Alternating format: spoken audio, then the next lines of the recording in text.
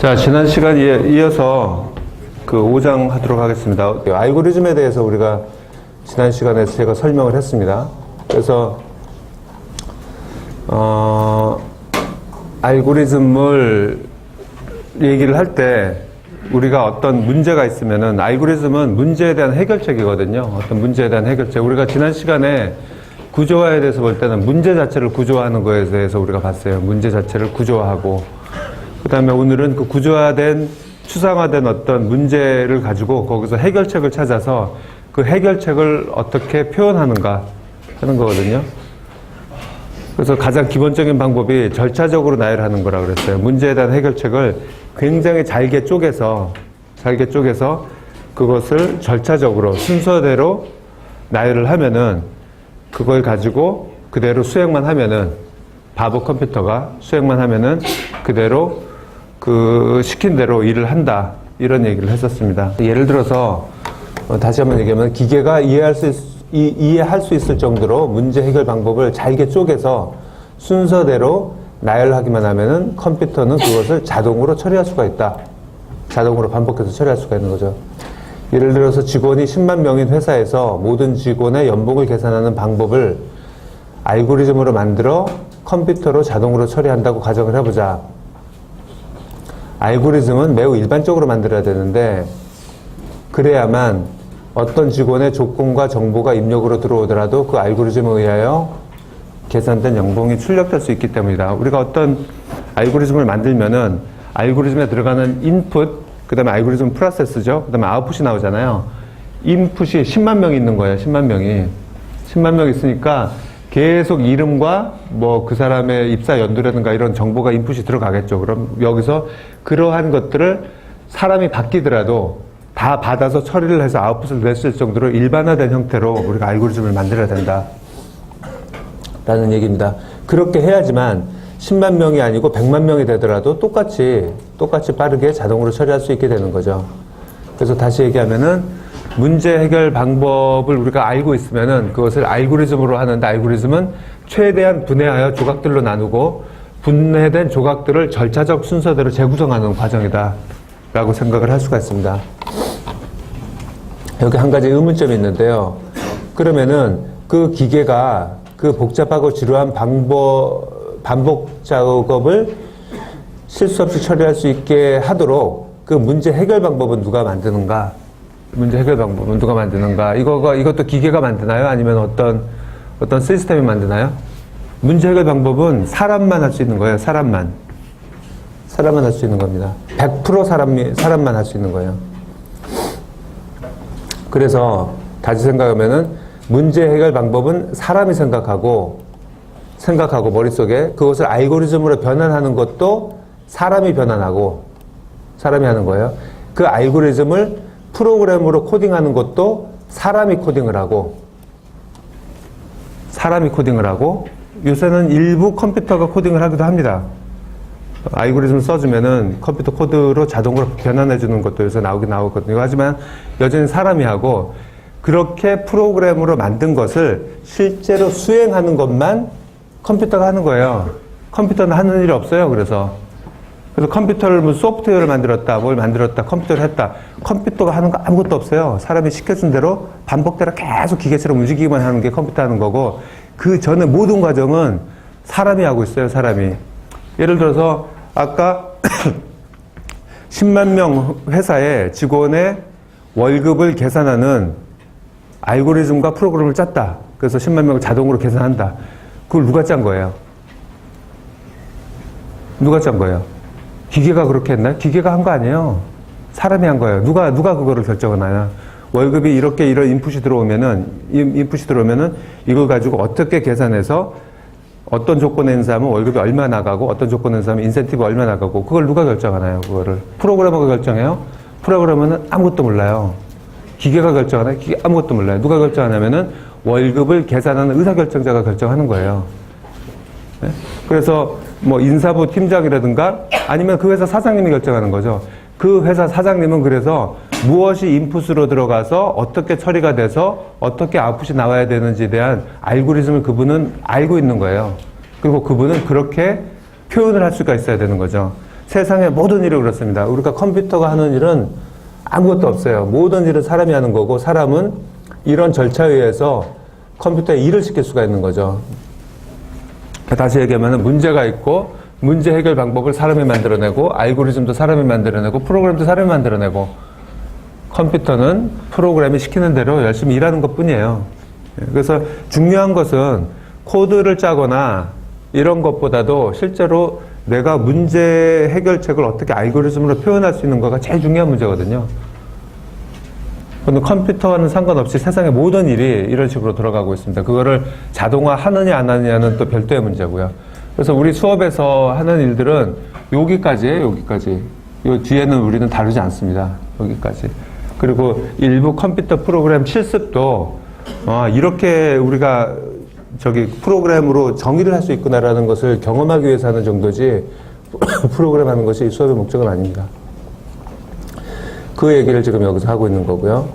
만약에 그래서 그 회사에서 연봉과 월급을 처리하는 과정에서 무슨 에러가 발생했다, 문제가 발생했다 이러면은 그것은 컴퓨터의 잘못이 아니고 컴퓨터 계산 처리의 명령을 준 사람 때문이에요. 사람 때문에. 컴퓨터는 시킨 대로만 하기 때문에 아무 문제가 발생할 수가 없어요.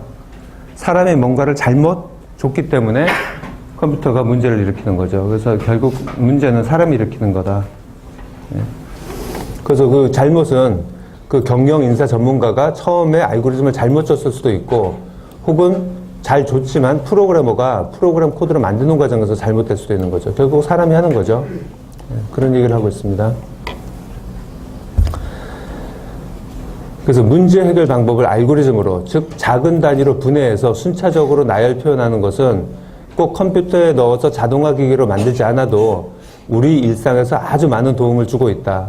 어떠한 업무 조직이 복잡한 일 처리 과정이 이러한 알고리즘을 통하여 명확하게 표현될 수도 있고 또 효율적으로 조정될 수도 있다. 그리고 컴퓨터 프로그램이라는 것을 전혀 모르더라도 우리 주변에서 업무 능력이 뛰어나고 분석 능력이 뛰어난 사람을 보면은 대부분 이러한 알고리즘적 사고 능력이 뛰어난 사람임을 우리가 여러 연구에서 우리가 알려져 있어요. 이런 것들도. 그래서 5.2는 그럼 알고리즘을 절차적으로 어떻게 표현하는가에 대해서 우리가 한번 보도록 합시다. 아까 그 10만 명 직원의 연봉 계산하는 알고리즘을 한번 배워봅시다. 그러면은 우리가 인풋과 그 다음에 출력을 먼저 정하고 인풋이 어떻게 출력으로 변하는지를 우리가 생각을 해야 됩니다. 즉 입력되는 데이터와 출력되는 결과값에 의해서 알고리즘이 정의가 되죠. 다시 얘기하면 인풋이 들어왔을 때 그것을 가지고 원하는 아웃풋을 내보낼 수 있도록 하는 과정, 그것을 스텝 바이 스텝으로 순차적으로 표현한 것이 알고리즘이라고 얘기를 할 수가 있는 거죠. 그러면서 보면은 어떤 인풋이 들어오면은 그 인풋만 가지고 이거하고 순차적으로 이렇게 일을 처리하면은 그 다음에 아웃풋이 나오게 그렇게 되는 것이 알고리즘이라고 얘기를 할 수가 있습니다. 그래서 알고리즘 생각할 때는 항상 무엇이 인풋으로 들어와야 되는지 무엇이 아웃풋으로 들어가는지를 우리가 생각을 해야 됩니다.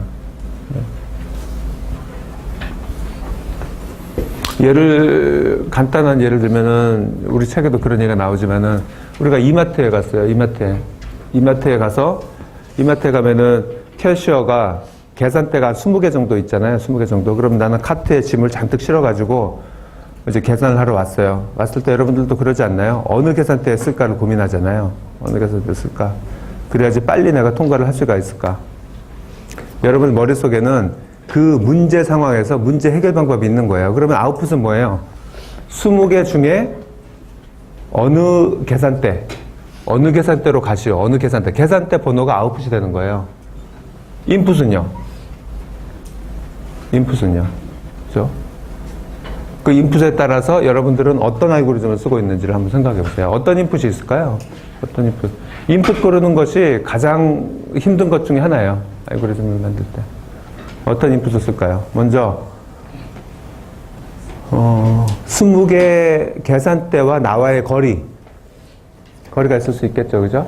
그 다음에 계산대 각각에 있는 줄의 길이 그 두 개가 있을 수 있겠죠. 그러면 나와 계산대와의 거리와 20개 계산대에서의 줄의 이 두 개만 가지면은 정말 효율적인 그 짧은 계산대를 찾을 수 있을까요? 물론 그렇게도 할 수 있겠죠. 그것만 가지고 간단하게 우리가 계산식을 만들어도 되겠죠. 더 만들 수도 있어요. 서 있는 사람이 가지고 있는 짐의 양을 볼 수도 있겠죠. 그죠? 카트에 실려 있는 짐의 양을 볼 수도 있고, 서 있는 사람의 나이대를 볼 수도 있고요. 그죠? 계산대 직원의 그 일하는 모습을 볼 수도 있겠고, 굉장히 다양한 걸 우리 사실 봅니다. 거기다가 또 그와의 거리를 또 계산을 하죠. 아주 복잡해요. 우리가 간단한 것 같아도. 그래서 인풋과 그 인풋만 가지고 알고리즘 짜서 아웃풋이 나와야 되는 그런 것을 우리가 생각을 해볼 수가 있습니다. 자, 그러면은 이런 알고리즘, 이런 순차적인 절차는 어떻게 표현하냐면 일반적으로 이 두 가지로 표현을 하고 있어요. 순서도, 플로우 차트라고 합니다. 플로우 차트. 그래서 보게 되면은 처음부터 각각 하나하나가 태스크고 화살표가 있잖아요. 이 순서대로 가는 거예요. 이 순서대로. 모든 것들은 1차적으로 가는 거예요. 1차적 순서대로요. 또 하나는 수도코드라고 있어요. 수도코드. 이렇게 그림 그리기가 힘들고 귀찮으니까 수도코드는 우리가 알아볼 수 있게 아주 간단한 표현을 가지고 이제 쓴 것들이에요. 거의 프로그램하고 우리 자연어와의 뭐 중간 정도라고 얘기를 할 수가 있어요. 근데 프로그램에서 쓰는 그 구조를 이제 쓰죠. 써서 일반적인 구조를 써서 이렇게 표현도 합니다. 이 두 가지 중에 하나를 보통 쓰는데요. 우리 수업에서는 수도코드를 쓸 거예요. 수도코드를. 그래서 화살표를 보게 되면은 쭉 내려오다가 순서도에서 다시 돌아가기도 하지만 이거는 순서가 순차적이죠. 그죠? 이렇게 와서 이렇게는 돌아가지만 이거 펼쳐놓으면은 계속 이어지는 거잖아요. 그래서 결국은 하나의 줄로 계속 끝까지 이제 가게 됩니다. 이게 이렇게 표현을 하고요. 간단한 예를 한번 보도록 합시다. 간단한 예를. 그리고 그 수도코드를 표현할 때 얼마나 명확하게 우리가 표현해야 되는지도 우리가 한번 요 예를 가지고 한번 보도록 합시다.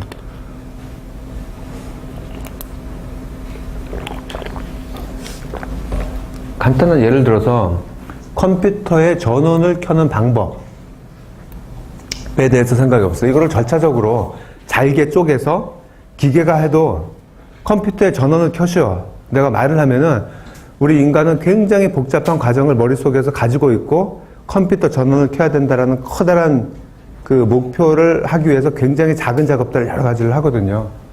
근데 기계는 그런 생각을 못 하잖아요. 그러니까 기계한테는 그 작은 작업들을 다 알려줘야 돼요. 그래서 그걸 순차적으로 알려주면은 이렇게 나눌 수가 있죠. 1. 컴퓨터의 전원을 켜는 방법이 전원을 켠다라고 돼 있네. 그죠? 전원을 켜는 방법이 아니에요. 컴퓨터를 뭐라 그러든? 예? 부팅하고, 예, 컴퓨터를 그냥 켜는 거죠. 컴퓨터를 사용할 수 있게 준비시킨다. 뭐 이렇게 얘기하면 되겠네. 그럼 컴퓨터의 전원 버튼을 켠다. 두 번째, 컴퓨터의 모니터를 켠다. 옛날 컴퓨터 가지고 내가 얘를 만들었구나. 그리고 세 번째, 로그인 화면이 나타나면 아이디와 패스워드를 타입한다. 이 세 가지 순서대로 하면은 되나요? 그죠? 이렇게 주면 될 것 같죠, 그죠? 이렇게 주. 근데 자세히 살펴보면은 기계한테 이렇게 주면은 기계는 많은 에러를 발생시킬 수가 있어요. 예를 들어서 컴퓨터의 전원이 이미 켜 있으면 어떻게 해요? 그죠? 그리고 로그인 화면이 나타나면 패스워드를 타입을 한다. 패스워드가 잘못 쳤을 땐 또 어떻게 하나요? 그럼 계속 뭔가를 해보나요? 뭐 했던 여러 가지 우리가 고민해야 되는 부분이 많이 생깁니다. 그래서 우리가 이런 걸 작성할 때는 정확하게 그 다음에 모든 경우와 가능성을 모두 생각해두고 작성을 해야 됩니다. 한번 조금 더 자세히 볼게요. 그래서 이런 순서에 대해서 다시 얘기해 보면은 순서의 흐름 제어를 한번 봅시다. 흐름 제어를 보면은 먼저 결과부터 보여줄게요. 세 가지의 구조가 있어요. 흐름의 구조. 결국은 하나의 줄처럼 이렇게 계속 이어져 가는 거예요. 끝까지. 이건데 어떤 때는 반복해야 되는 부분이 있잖아요. 그럴 때는 우리가 어떤 구조를 줘서 이렇게 왔다가 계속 반복하다가 이렇게 가게 할 수도 있어요. 근데 하지만 이거를 쭉 당겨보면은 결국 하나의 줄이에요. 그죠? 결국 이거하고 똑같죠. 근데 너무 길어지고 불편하니까 이렇게 말리는 거죠. 그죠? 말 수 있도록 우리가 뭔가를 구조를 만든 거가 하나가 있고, 또 하나는 쭉 가다가 어떤 조건에 의해서 이쪽으로 갈 수도 있고, 이쪽으로 갈 수도 있고, 여기서도 이쪽으로 갈 수도 있고, 이쪽으로 갈 수도 있고, 이런 것들을 만들어 놓을 수도 있어요. 하지만 이것도 가지 않는 쪽을 펴면은 결국 이거하고 똑같거든요. 그래서, 구조를 편하게 해가지고 브랜칭 한다 그러죠. 브랜칭. 분기하는 거. 그리고 이거 시퀀스로 이거 쭉 나가는 거. 이 세 가지 구조가 다예요. 이거 외에 구조는 없어요. 대부분의 절차적 프로그래밍이 이런 식으로 되어 있죠. 알고리즘도 이런 식으로 되어 있고요. 수도코드도 요거 셋만 알면 돼요. 그래서 이 각각 세 개가 수도코드에서 어떻게 표현되는지를 봅시다. 제일 첫 번째 쭉 이어서 오는 거는 그냥 do something, do something, do something 이렇게 차례대로 쓰기만 하면 되는 거예요. 그 다음에 조금 전에 루비 돌았잖아요. 이렇게 반복되는 거. 반복되는 부분에서는 이렇게 씁니다. while자만 쓰면 돼요. while. 뭐뭐 하는 도중, 뭐뭐가 가능하면이라면서 while a condition is true. while 어떤 조건이 만족하면은 다음 요 네모 칸에 있는 것들을 계속 반복해서 돌아라. 아까 거기서 반복해서 도는 거하고 똑같은 거예요. 다음 branching은 if, then, else 요 세 글자만 이제 사용하게 됩니다. if a condition is true 무슨 조건이 만족하면은 then 요쪽으로 하고 이쪽에 있는 것들을 하고 아니면은 이쪽에 있는 것들을 하고 요 세 가지예요. 세 가지. 다시 반복하면은 위에 거 하고 계속 가거나 반복하거나 아니면 갈라지거나 세 가지를 수도 코드로 쓸 때는 요렇게만 쓰면 됩니다. 요렇게만. 실제 예를 한 가지 보도록 합시다. 이빨 닦는 예를 가지고 한번 봅시다. 이빨 닦는 거.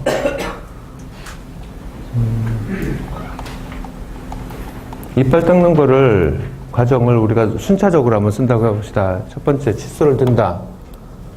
치약을 든다. 치약 뚜껑을 연다. 치약을 짠다. 이렇게 되면 우리는 다 알죠. 아, 칫솔 들고 치약 들어가지고 치약을 짜서 여기까지만 딱 왔는데 이제 좀 문제가 생긴 거죠. 여기서 그러면 칫솔을 들고 치약을 들어? 치약을 무슨 손으로 듣나요? 오른쪽에 칫솔을 들었으니까 왼손으로 들겠죠. 그죠? 근데 치약 뚜껑을 열려고 그랬어요. 어떻게 열죠? 치약 뚜껑을? 이빨로 여나요? 네? 벽에 이렇게 기대가지고 이렇게 여나요? 치약을 짜죠. 여러 가지 상황과 뭐 문제들이 생기는 거예요, 여기서. 제가 왜 자꾸 얘기를 하냐면은 알고리즘을 할 때는 모든 가능성과 조건들을 다 생각을 해가지고 우리가 표현을 해야 된다는 얘기를 하고 있는 거예요. 그래서, 아까 얘기한 decision, branching을 우리가 생각해 볼 수가 있어요. 칫솔을 든다, 치약을 든다. if, 아까 썼죠. if, 갈라지겠네. if 치약 뚜껑이 닫혀 있다면, 그러면은 치약 뚜껑을, if, then이죠. 치약 뚜껑을 연다. 아니면은 그냥 치약을 짠다. 요 조건이 만족하지 않으면은, 조건이 만족하면 요걸 하는 거고, 조건이 만족하지 않으면 그냥 그 다음으로 넘어가는 거죠. 아, 이렇게 하면 치약 뚜껑이 있고 없고를 우리가 고민을 해볼 수가 있구나. 계속 또 그 다음을 봅시다. 그 다음에 보면은 치약에 묻은 칫솔을 입에 넣는다. 칫솔을 이에 대고 몇 번 브러쉬를 해야 돼요? 몇 번 브러쉬를? 한 번 브러쉬 한다. 그 다음에 어떻게 하죠? 한 번 브러쉬 해요. 나는 기계에 아무 생각도 못 하는 거예요. 그냥 시키는 대로 하는 거예요, 얘가. 브러쉬 한 번 했어요. 그 다음에 또 써야 되나요? 위아래로 또 한 번 브러쉬 한다. 브러쉬. 이거 언제까지 해야 돼요? 언제까지?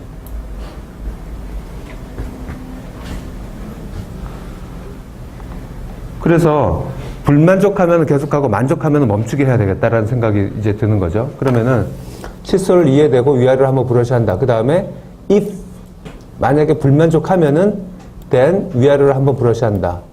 else 불만족하지 않고 만족을 하면은 exit. exit은 알고리즘을 빠져나간다는 얘기예요. 끝난다. 그래서 하고 불만족 하다가 만족 그러면은 끝나는 거죠. 이거 언제까지 해요? 언제까지? 몇 번 해야 돼요? 이거를 쓰면은 계속 써야 되는 거예요, 이거를요. 계속 불만족 계속 써야 되는 거죠. 그래서 아까 얘기한 것처럼 계속 반복되는 것은 루핑을 쓸 수가 있다는 거예요, 루핑을 쓰게 되면은 아까처럼 while문을 쓸 수 있는 거죠. 입에 넣는다. 그 다음에 while이 만족하면은 요 안에 있는 걸 계속 반복해 하는 거예요. while not 만족하지 않으면 칫솔을 이하되고 위아래로 한번 브러쉬한다. 요거 브레이스 요 칸은 while에 해당하는 칸이에요. 요게. 그러니까 불만족하면 이거를 계속 반복하는 거예요. 계속 반복하다가 어느 순간 이걸 만족하지 않으면, 즉 만족이 됐다고 하면은 요 안에 조건이 이제 차면은 그러면은 exit으로 빠져나오는 거죠. 그래서 아까 얘기한 것처럼 if, then, else라는 거하고 while 요걸 가지고 계속 하는 거죠. 내가 쓰는 전동 칫솔을 쓰고 있는데요. 전동 칫솔은 2분인가 1분이 지나면 삑 소리가 나요. 삑 소리가 나고 또 지나면은 1분 또 지나면 삑 소리가 나고, 그래서 내가 무한정 하지 않게 이제 알려주고 있거든요. 그래서 이것도 쓸 수가 있죠. while not beeping. 삑 소리가 나지 않으면 계속 부르시다가 삑 소리가 나면은 그만하는 거죠. 이렇게 쓰는 거죠. 그래서 여러분들이 지금 이 예를 통해서 순차적인 표현과 if와 while을 어떻게 쓰는지를 여러분들이 좀 아실 필요가 있어요. 알아야 돼요. 알고리즘의 구조에 대해서 설명했고, 사실 알고리즘은 우리 생활에서도 많이 사용되고 있습니다. 우리 생활에서도. 예를 들어서 가장 많이 사용되는 것 중에 하나가 레시피예요. 요리책들요.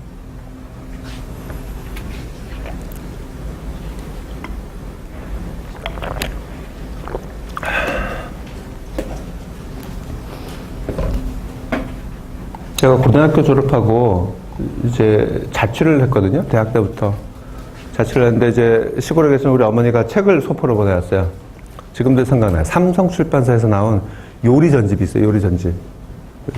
근데 뭐 옛날 책처럼 써있지 않고 하나하나를 띄어서 볼 수 있게 이렇게 돼 있어요. 근데 정확하게 딱 이렇게 돼 있어요. 위에 그림이 있고 한 페이지 단위로 있어요. 한 페이지를 절대로 넘어가지 않아요. 그 책에 나온 레시피들은. 위에 요리 그림이 있고 밑에 재료와 요리 방법이 1, 2, 3, 4 순차적으로 알고리즘으로 되어 있어요. 알고리즘으로. 정말 유용했어요. 그거대로만 하면 모든 음식이 다 만들어져요. 너무나 간단하게. 그래서 지금 생각해보면 그것이 정말 잘 만들어진 알고리즘이구나. 그럼 나는 요리에 대해서는 아무것도 모르는 바보잖아요. 바보인데 얘가 시키는 대로만 그대로 따라 했더니 요리가 되는 거예요. 요리가 되는 거예요.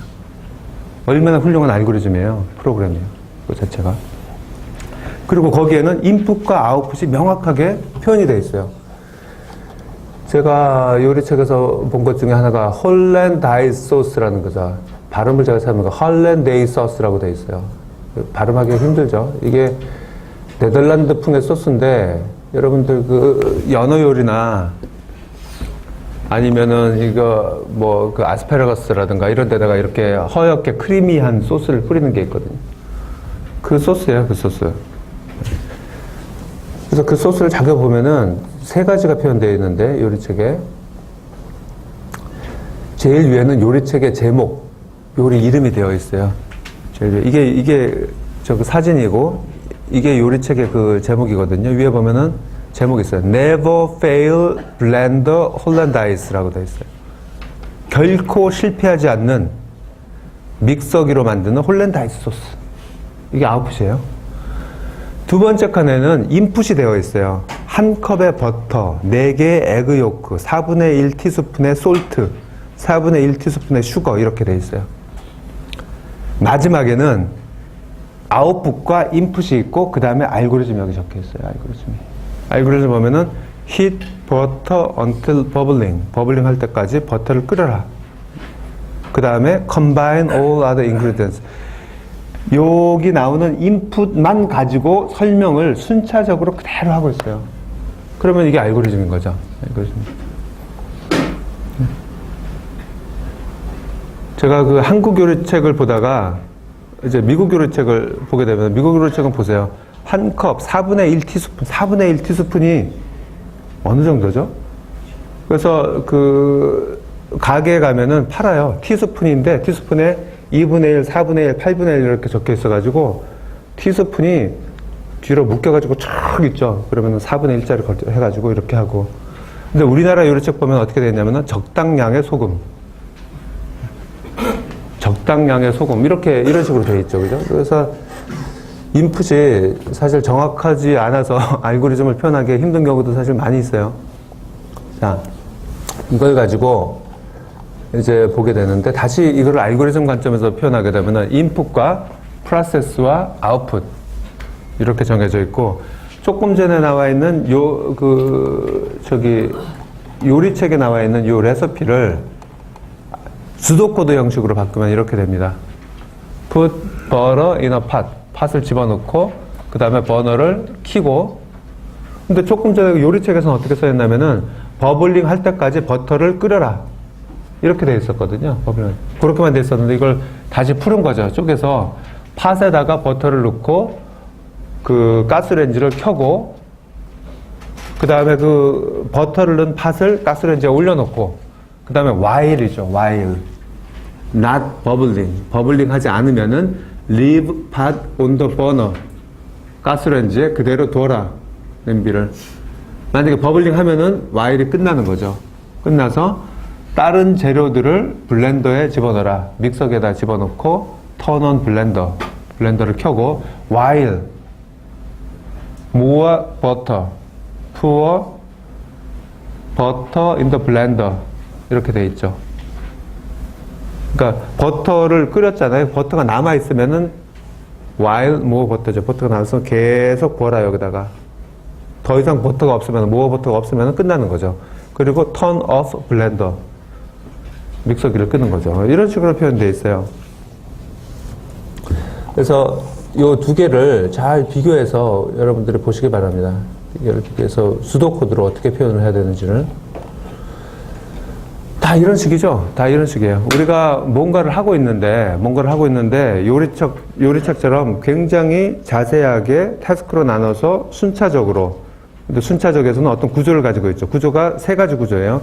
1차적인 구조, 루핑하는 구조, 그 다음에 브랜칭하는 구조, 갈라지는 구조. 이 세 가지만 구조도 표현하면은, 그럼 그게 알고리즘이 되는 거예요. 알고리즘이. 우리가 밥솥 만드는 것도 마찬가지입니다. 밥솥. 밥 만드는 과정이 굉장히 힘들어요. 제가 어릴 때, 요새는 뭐 전기밥솥으로 다 하지만은, 옛날에는 냄비로 다 밥을 했거든요. 전기밥솥이 없으니까. 그래서, 냄비로 하던 그 요리법을 아까처럼 순차적으로 다 적어서 그거를 기계에서, 센서를 집어넣은 기계에서 만들게만 하면은 그게 전기밥솥이 되는 거죠. 하드웨어로 만들면은. 그래서 뭘 만들던지 간에, 전기밥솥을 만들던 토스터를 만들던 간에 문제를 해결하는 과정을 우리가 관찰해서 분해해서 나열하고 구조화시키는 것이 가장 중요한 부분이다라는 걸 우리가 얘기를 하고 있습니다. 여기서. 그러면은 우리가 그 학기 초에 우리가 했었던 것 중에 하나인데, 10진수를 2진수로 바꾸는 방법을 알고리즘으로 한번 만들어 보자. 10진수를 2진수로 바꾸는 방법 우리 다 알잖아요. 초등학교 때, 중학교 때 다 배웠죠. 배워서 우리 다 알고 있잖아요. 나는 알고 있는데 그것을 알고리즘 수도코드로 한번 표현을 해보자. 수도코드로. 그러면은 제일 먼저 해야 되는 게 인풋과 아웃풋을 정하는 거예요. 인풋은 뭐예요? 인풋은 10진수죠. 아웃풋은 2진수예요. 그럼 10진수를 D라고 하고 아웃풋을 B라고 합시다. 바이너리니까. 데스모 그 다음에 뭐 바이너리 이렇게 해봅시다. 이렇게 해서 알고리즘 이름을 아까 요리의 이름처럼 알고리즘 이름을 D2B라고 해봅시다. D를 B로 바꾸는 방법. 그러면은 인풋과 아웃풋이 정해져 있고 제목이 만들어져 있고 그 다음에 그 안에 어떤 절차들을 우리가 쓰면 될까라는 것을 적으면은 그것이 알고리즘이 되는 거죠. 가볍게 한번 써봅시다. 가볍게. 1, 2, 3, 4 순서대로 한번 적어봤어요. D를 우리가 푸는 방법을 가만히 생각해 보면 되는 거죠. D를 2로 나눠서 나머지가 0이면 0을 1이면 2를 바닥에 쓴다. 바닥에 쓴다. 바로 위에서 그러니까 1에서 나눈 몫을 나는 몫이 있을 거 아니에요? 나머지는 여기다 쓰고 몫을 다시 2로 나눠서 나머지를 바닥에 써있는 숫자 바로 왼쪽에 쓴다. 이거를 계속 반복한다. 언제까지? 더 이상 나누지 못할 때까지. 2의 반복이 멈추면, 요것에 반복하는 거 멈추면 바닥에 써있는 숫자를 B라고 하고 그것을 아웃풋 시킨다. 아, 그렇게 하면 되겠네요. 그죠? 그렇게 하면 되겠네요. 가만히 생각해보면. 조금 더 명확하게 쓰면은 while문을 쓸 수가 있죠. while문을. 몫이 0이 아니라면, 몫이 0이면 끝나는 거고, 몫이 0이 아니라면 D를 2로 나누고 나머지를 바닥에 써 있는 숫자 바로 왼쪽에 쓰고 D를 몫값으로 바꾼다. while문으로 쓰게 되는 거죠. 그래서 여러분들 쭉 읽어보시면 알겠지만은 제가 한번 써본 걸 한번 같이 봅시다. 여러분들 이제 한번 집에 가서 우리 책을 보면서 가만히 한번 관찰해 보세요.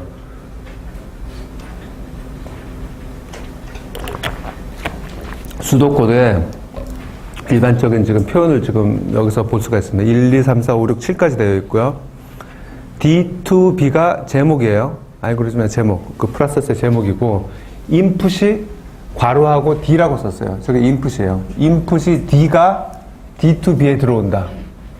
인풋이 D고, 아웃풋은 제일 끝에 보면 return B라고 되어 있어요. B를 리턴해라. 내보내라. 자, 이게 다 된 거예요. 인풋, 제목, 아웃풋. 이렇게 됐고, 요 중간에 있는 것들이 저 D를 가지고, D라는 인풋을 가지고 무엇을 해야 될지, 무엇을 해서 B로 해야 될지를 우리가 보여주고 있는 거죠. 그래서 보게 되면은 while D, 느낌표 다시 0.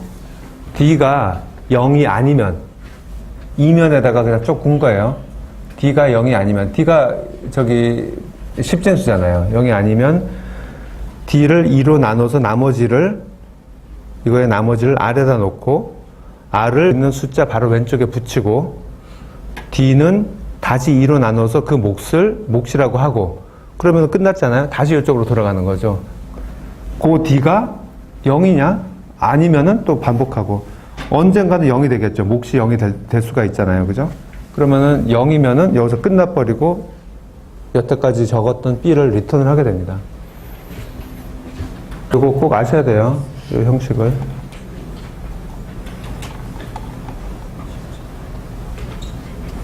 그렇게 해서 이거를 검증하는 방법은 그대로 따라하기만 하면은 아무 생각 없이 D가 B가 되는지를 확인해 보면 되는 거죠. 이진법이 뭔지도 아무것도 모르는 사람이, 십진법이 뭔지도 모르는 사람이 그냥 D를 주고 요것대로 했을 때 그러면은 B가 정확하게 나오면은 그러면은 성공한 거죠. 그러면은 그 알고리즘은 명확한 표현을 사용해서 정확하게 기술된 거죠. 성공적인 알고리즘을 만든 거가 됩니다. 만약에 그렇지 않으면은 이제 아닌 거고요. 그래서 알고리즘이라고 하면은 우리 머릿속의 생각을 아까 보세요. 알고리즘 머릿속의 생각, 그다음 알고리즘을 표현하고 프로그램으로 코딩하고 그다음에 기계에서 한다라는 요 순서를 가지고 있는데 알고리즘 머릿속에 있는 생각을 대략적으로 하지만 명확한 방법으로 구조화시켜서 절차적 구조를 만든 거예요. 그게 알고리즘인 거죠. 하지만 여전히 알고리즘 자체는 기계에서 사용할 수 있는 건 아니에요. 그리고 또 명확성이 부족할 수가 있어요. 그래서 이거를 더 명확하게 표현해서 기계가 사용할 수 있도록 전환한 것이 컴퓨터 프로그램이라고 얘기하는 거예요. 프로그램 표현은 다 그렇게 얘기를 하는 거죠. 그리고 우리가 알고리즘을 만드는 과정을 보게 되면 알고리즘을 만들어 봄으로써 만드는 과정에서 내 자신의 아이디어도 더 정확하고 효율적으로 표현하게 우리가 고민하게 돼서 그 과정을 통해서 자신의 아이디어를 조금 더 정제할 수가 있을 겁니다. 정제할 수도 있고, 왜 그러면은 아무것도 모르는 사람한테 표현하려니까 굉장히 여러 가지 다양한 상황들, 여러 가지 조건들을 우리가 생각해 봐야 되니까 더 명확하게 표현할 수가 되는 거죠. 그래서 이것은 그때 했던 얘기들이고요. 만약에 이렇게 한다 하더라도 다르게 생각을 할 수가 있기 때문에 우리가 프로그램으로 정확하게 표현을 해야 된다. 이런 거고.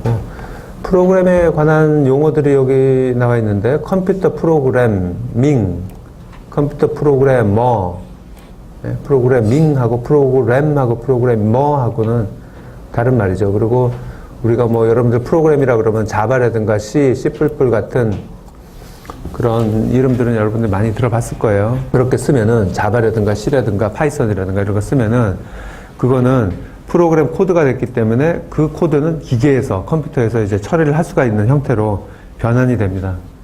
그리고 그 얘기들이 여기 쭉 있으니까 이것도 한번 읽어보시기 바랍니다.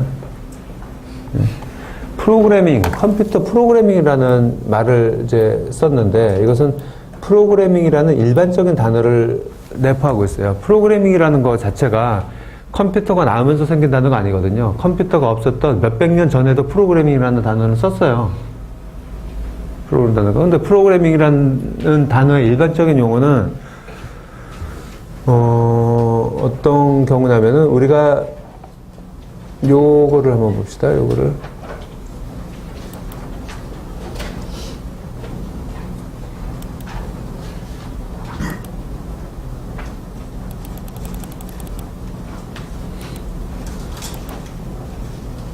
네.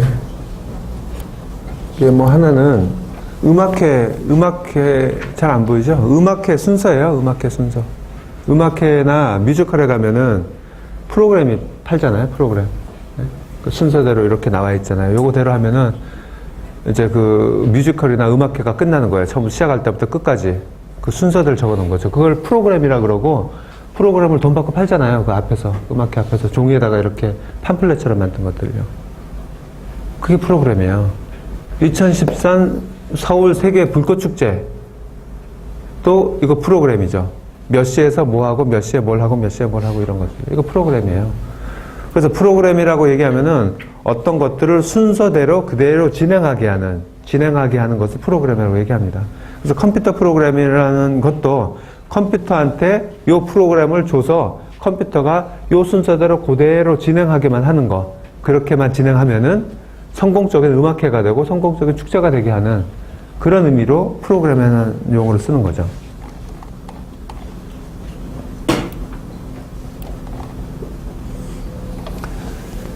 그래서 그 프로그램은 요 예를 한번 봅시다. 그러니까 이게 초등학교 몇 학년한테 제가 줬더라? 초등학교 3학년, 5학년한테 줬구나. 제가 2007년에 그 전국의 4만 명의 학생들, 4만 명이 넘는 초등학생들한테 그 소양 시험을 한번 만들어서 보게 한 적이 있어요. 초등학생들한테 초등학교 아이들이 얼마나 문제를 해결할 때 정보적 사고를 가지고 문제를 해결하는지 컴퓨터를 하나도 배우지 않는 학생들이죠. 프로그램도 모르는 학생들한테 그걸 조사하기 위해서 연구를 수행한 적이 있는데 그래서 다양한 문제를 한 3, 40문제를 만들어서 4만 명한테 봤어요. 전국 도서, 벽지서부터 다 이제 본 적이 있는데 그 문제 중에 하나예요. 이것이 초등학교 5학년 아이들한테 준 문제거든요. 그럼 전국의 4만 명 중에서 31%가 이 문제를 맞췄어요. 31%가 맞췄어요. 여러분들 한번 맞춰보세요. 답이 뭘 것 같아요?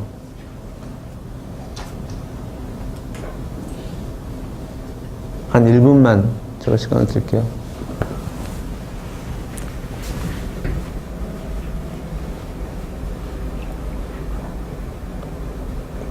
읽어드릴까요? 로봇에게 아래에 있는 길을 따라가도록 명령하려고 한다. 로봇이 여기 있어요. 이게 이제 격자로 되어 있죠. 이게 도착이고, 요 길대로 따라가게 하려고 한다.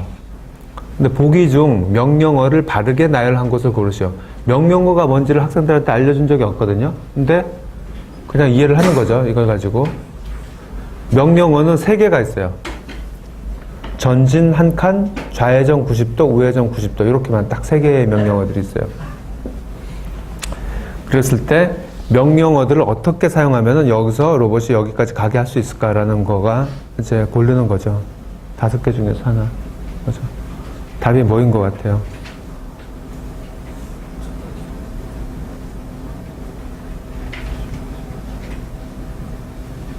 요거 3개만 가지고 사용해야 돼요. 요거 3개만 가지고. 근데 우리가 보통 얘기를 할 때는, 일반적으로 얘기할 때는, 요 위치에서 요 위치로 가게 하세요. 이렇게만 얘기하잖아요.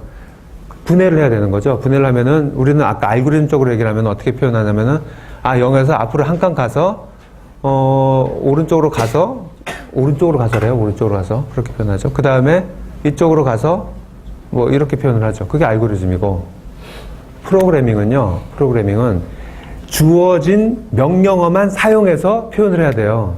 내가 말을 마음대로 만들 수가 없어요. 주어진 명령어가 3가지밖에 없어요. 3가지. 딱 3가지예요. 요것만 가지고 나는 요것만 써서 문제를 해결해야 되는 거죠. 레고 블럭처럼. 그러면은 보세요. 아, 여기서 이쪽으로 가야 되는데 3개 중에서 어느 걸 해야 되지? 전진 한 칸, A구나. 그 다음에 우회전 90도, C를 해야 되는구나. 그 다음에 전진 한 칸, 좌회전 90도 2번. 90도, 좌회전을 2번 해도 되는구나. 좌회전 해도 되죠. 우회전이죠. 그죠? 지금 생각해보니까 좌회전을 3번 하면 우회전하고 똑같은 거네요. 그죠? 그렇게 해도 되죠. 이쪽으로 오게 할 수가 있잖아요. 답이 뭔지는 모르겠지만은 지금 얘기한 거를 반복하면 되는 거예요. A 다음에 C, 그 다음에 A, 그 다음에 B. 이거하고 이거 똑같나?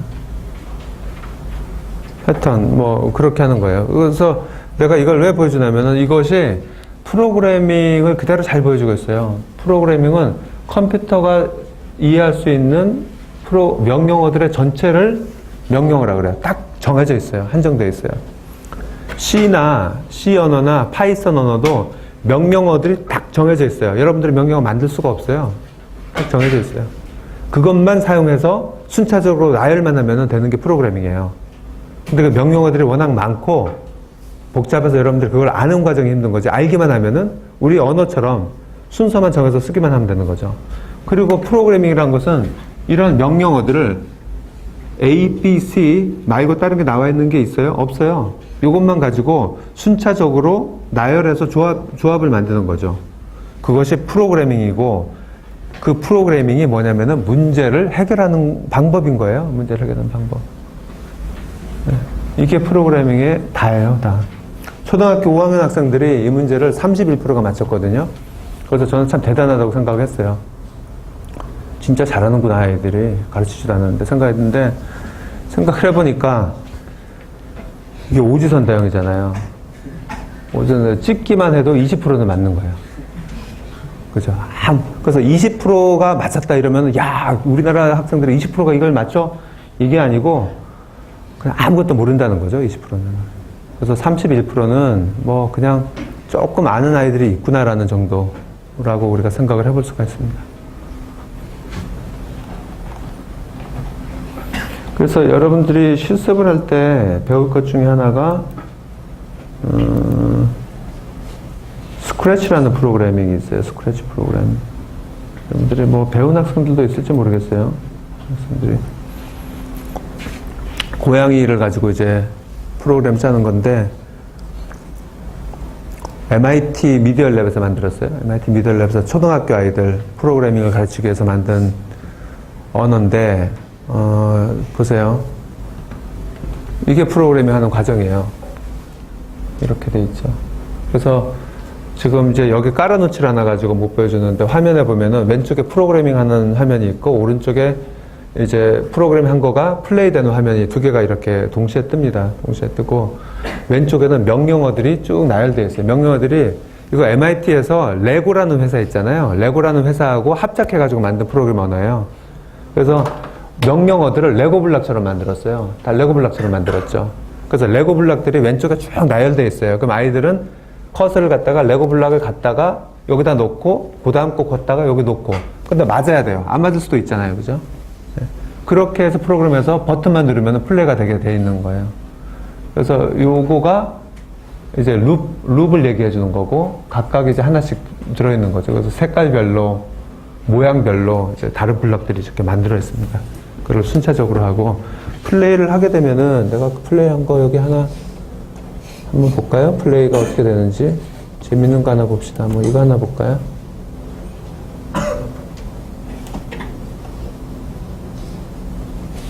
컴퓨터가 좀 느려요, 우리 네트워크가. 로딩 프로젝트.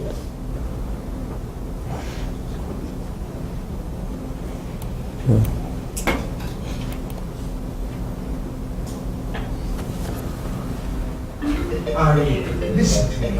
The human world is a mess. Life under the sea is better than anything they got up there. The seaweed is always greener. 이거 어떻게 쓰죠? 네. 그래서 아까 그 프로그램 전형적인 초등학교 5학년, 6학년도 아니죠. 뭐 2, 3학년 아이들이 만든 프로그램이에요. 근데 어떻게 만들었냐면 아까 만든 것처럼 명령어들 블록을 갖다가 나열만 하면 저렇게 돌아가는 거예요. 그러면은 저 그림이나 음악은 어떻게 하는가? 음악과 그림도 내가 그려가지고 객체로 지정을 해요, 아이들이. 그래서 집어넣어 놓고 그거 인풋으로 쓰는 거죠. 요 인풋은 어떻게 쓰세요, 어떻게 쓰세요? 이렇게 하면 프로그램 돌아가는 거예요. 그래서 우리 수업에서도 저거 실습을 한 7년 전부터 하고 있었거든요. 근데 수업을 뭐 저걸 가지고 초등학교 아이들도 하는 거를 여러분들을 대학생을 놓고 가르치기도 그렇고, 그래서 인트로덕션만 하고 여러분들이 프로젝트를 하게 해요. 그러면은 나중에 여러분들 보시겠지만은 실습이 끝난 다음에 여러분들이 제출한 작품들을 보면은 아주 대단한 작품들이 많아요.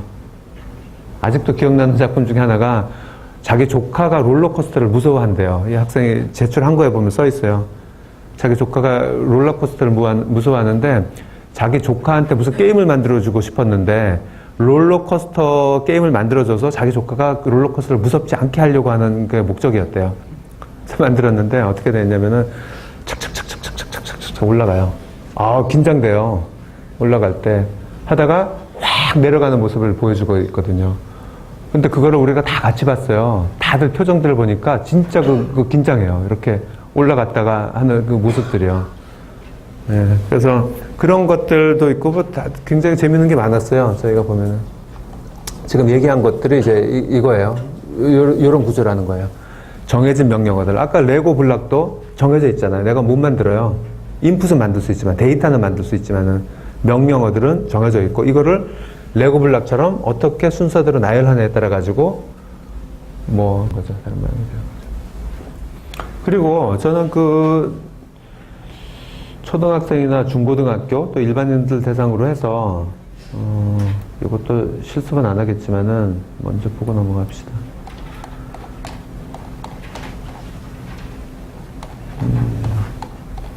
컴퓨터 프로그래밍 언어를 우리가 만들어 볼 수도 있잖아요.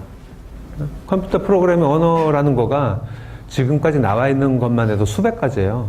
지금 우리가 주로 쓰고 있는 거는 뭐 파이썬, C, 자바 이런 걸 쓰고 있지만은 그동안 나왔다 사라진 것만 해도 수백 가지일 거예요, 수백 가지. 그럼 많은 사람들이 프로그래밍 언어를 만들잖아요. 예? 우리도 만들 수가 있어요, 프로그래밍 언어를. 그러면 지금 나와 있는 언어들이 마음에 안 든다 이거예요. 마음에 안 들면은 내가 만들 수 있는 거죠. 더 간단하게. 만들 수 있어요, 여러분들이. 그래서 컴퓨터 프로그래밍 언어를 만들어보는 실습도 우리가 많이 했었어요. 여러분들하고도 한번 해보고 싶은데 하지는 못하고 제가 얘기를 해드릴게요. 여러분들이 상상을 해가면서 해보세요. 제가 했던 실습을 그대로 얘기를 해드릴게요. 우리와 같은 수업에서 제가 이렇게 했어요. 학생 한 명이 나오게 했어요. 나오게 하면은 학생을 여기 세워놓습니다. 세워놓으면은 이 학생을 여기서 저기까지 가게 이제 하려고 하는 프로그램을 짜려고 하는 거예요. 여기서 저기까지. 그러면 학생들이 묻죠. 어떤 명령어들을 씁니까? 그 명령어들을 당신들이 만들어 보시오. 당신들이. 그러면 아이들이 이제 고민을 하는 거예요. 그래서 근데 명령어는 한정된 개수에, 가능하면 작으면 작을수록 좋아요. 명령의 개수는. 아까 가시오, 우회전하시오, 좌회전하시오 이런 식으로요. 그러면 여기서 저쪽으로 갈 때 어떤 명령을 만들 수 있을까요? 어떤 명령어를. 어떻게 하면 나를 움직이게 해보세요. 어떤 명령을 할까요? 그러면 굉장히 다양한 얘기들이 나와요. 오른발을 전진하시오. 이렇게 얘기하거든요. 오른발 전진. 왼발 전진하시오. 왼발 이렇게 전진하면 되나요? 이렇게? 그 과정에서 명령어들을 굉장히 정확하게 만드는 것을 배워요. 그러면 전진하시오 하면은 오른발을 50cm 움직이시오. 앞으로 전진하시오. 왼발을 50cm 앞으로 전진하시오. 이렇게 되는 거죠. 그죠? 그러면 또 달아나서 이렇게 얘기해요. 오른발이 50cm 전진해 있는 상태에서는 왼발을 1m 50 곱하기 2를 전진하게 하시오. 그럼 이렇게 되는 거죠. 이렇게 되는 거죠. 그러면은 명령어를 어떻게 하냐면은 전진하시오라는 명령어를 만들고 아까처럼 괄호하고 거리를 쓰게 하자. 이렇게 돼 있어요. 이렇게. 그래서 명령어를 그렇게 만드는 거예요. 그리고 어떤 학생은 그거 전진한다는 것도 애매하다. 그러면 어떻게 해야 되는가?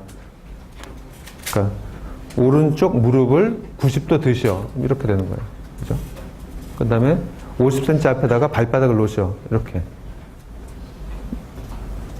그래가지고, 그거를 과제로 했거든요. 대여섯 명씩 프로젝트를 제 교실에서 하게 했더니, 앞에 장애물 건너는 것까지도 학생들이 만들었어요.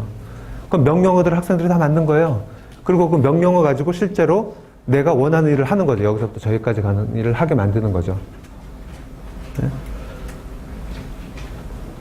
그래서 아주 그 다양한, 것들을 해볼 수가 있었는데, 여기에 이제 그 얘기들이 나옵니다. 그 얘기들이 나오고, 여기서 프로그래머에서 다시 한번 강조를 하면은, 정해진 개수의 명령어들만 사용해서 순차적으로 나열하는 거다라는 거죠. 정해진 개수. 내가 마음대로 말을 만드는 게 아니고, 남이 만든 것들을 내가 갖다 쓰는 거죠. 알고리즘은 나의 언어를 가지고 쓰는 거지만, 그거를 잘 생각을 여러분들이 해보시기 바랍니다. 질문 있나요, 지금? 한 10분, 15분 정도 남았는데 두 가지 사례만 보고 이제 수업을 끝내도록 할게요. 그리고 여기까지 봤어요.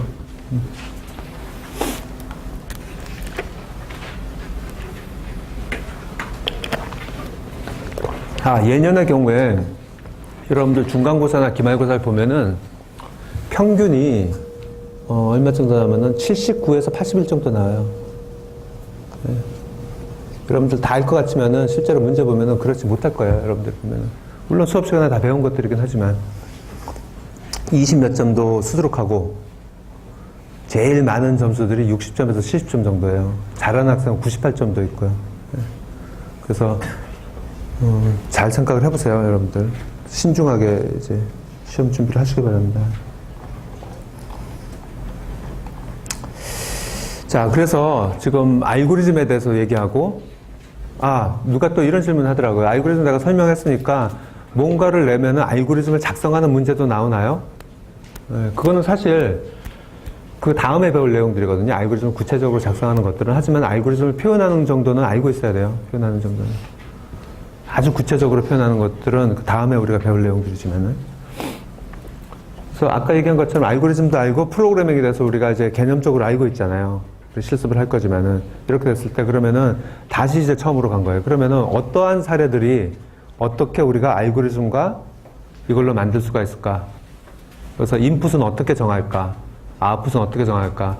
그 다음에 이것들은 순차적으로만 정한다고 했는데 그냥 내가 아는 것만 정하면 될까? 아니면 거기서 어떤 알고리즘을 만드는데 어떤 트릭이라든가 어떤 이론이라든가 이런 게 있을까? 그런 것들에 대한 내용이 이제 그 다음에 이제 나옵니다. 사실은. 챕터 7, 챕터 8 여기에 쭉 나온 내용들인데 여기서는 그냥 아이디어만 이렇게 보여주고 있어요. 자, 봅시다. 이것도 꼭 한번 읽어보시고요. 여기 나오는 것들을. 우리가 어떤 문제를 바라보고 그 문제를 해결할 수 있다는 생각이 들면 우리는 머릿속에서 그 알고리즘이 이미 존재한다는 거다. 이렇게 문제 해결 방법을 내가 알고 있거나 아니면 인풋이 무엇인지가 분명할 때는 큰 어려움이 없이 우리가 문제를 해결할 수가 있는데 그렇지 않은 경우들은 아주 힘들죠. 저 문제를 어떻게 해결할지를 지금 모르는 경우. 하나의 예를 보게 되면은 아까 대형 할인 매장에서 이마트에서 계산대에 줄을 고르는 문제. 어떻게 하면 가장 빨리 계산하고 나갈 수 있을까? 쉬운 문제 아니에요. 되게 어려운 문제예요. 그런 문제. 이것은 마치 자동차를 운전을 할 때 자동차 레인을 어디를 내가 쓰는 것이 가장 효과적으로 운전을 하게 할 건가. 자동 한법 방지와도 비슷한 문제거든요. 이것들은 쉬운 문제가 아니죠. 이제 6장, 7장, 8장에도 나올 겁니다. 이런 내용들이. 사람의 얼굴을 인식하는 문제도 마찬가지예요. 사람의 얼굴. 우리는 사람을 보면은 사람의 얼굴을 알잖아요. 이게, 내 고등학교 친구 누구고, 얘는 누구고, 얘는 누구고, 얘는 교수님이고, 얘는 뭐 누구고 다 알잖아요. 우리는. 근데 어떻게 알죠? 우리가 인풋으로 뭐가 들어오나요? 우리가 판단해서, 보세요. 판단해서 이 사람은 내 고등학교 때 친구 김 누구누구다. 이게 아웃풋이에요. 그럼 인풋이 들어올 거 아니에요. 인풋이 들어오면 그 인풋 가지고 어떤 알고리즘을 만들 거 아니에요. 인풋이 뭐가 들어와요? 인풋이. 얼굴이죠. 얼굴만 가지고 어떻게 알고리즘을 만들어요, 그죠? 얼굴에 뭘 가지고. 그래서, 옛날에는 눈, 뭐 코의 길이 막 이렇게 했는데 그거 되게 어려운 문제예요. 뭘 인풋으로 할지는. 또 최근에 나와 있는 그런 얼굴 인식 프로그램들을 보게 되면은 얼굴의 각 요소들 간의 비율을 가지고 판단을 해내요. 지금 이제 6장에 또 나올 얘기 같은데 이게 그러니까 코끝 약간 입술에서 약간 튀어 오른 부분이 있죠. 그 다음에 입술의 끝, 그 다음에 광대뼈, 눈썹 이런 것들을 다 요소를 찍어가지고 이걸 그래프로 만들어서 요 모양 자체가 이 사람을 인식하는데 가장 효율적으로 쓰이는 거예요. 이렇게 해놓으면은 우리가 실험한 걸 보면은 다음 시간에 내가 한번 보여드릴게요. 한번 이렇게 웃거나 화를 내거나 늙어도 요 모양은 그대로 가지고 있어요. 변하지가 않아요. 요 구조는. 근데 입 모양 같은 경우는 웃을 때 화날 때 바뀌잖아요. 그래서 그거는 판단이 안 되는데 그래서 이걸 보면서 저는 아 진짜 사람이 저렇게 인식하나 보다. 가끔 이럴 때 있잖아요. 우리가 여러분들이 길 가다가 누굴 봤는데 내가 모르는 사람인데 내가 아는 누구랑 너무 비슷해. 나 그 사람인 줄 알았어. 이렇게 할 때 있잖아요. 왜 사람을 헷갈릴까요? 왜? 이 구조 때문에 그래요. 뭐 누구 얘기하기는 그렇지만 개그맨 신동엽이 있잖아요. 참 특이한 얼굴을 가졌거든요. 이 구조들이 안으로 이렇게 모여 있어요. 그래서 잘 생각해 보세요, 여러분들. 길 가다가 어떤 사람을 본다, 저 사람 신동엽 닮았어. 이렇게 생각을 한 사람 있으면은 보세요. 다 모여 있어요. 그럼 그 사람은 신동엽하고 유사하게 매치가 돼요. 이 프로그램에서는 유사한 매치가. 그런 얘들이죠. 예, 그런 얘들이고 다음에 얘들은 나중에 우리가 다시 보도록 하고 여기까지만 우리가 수업을 하도록 할게요.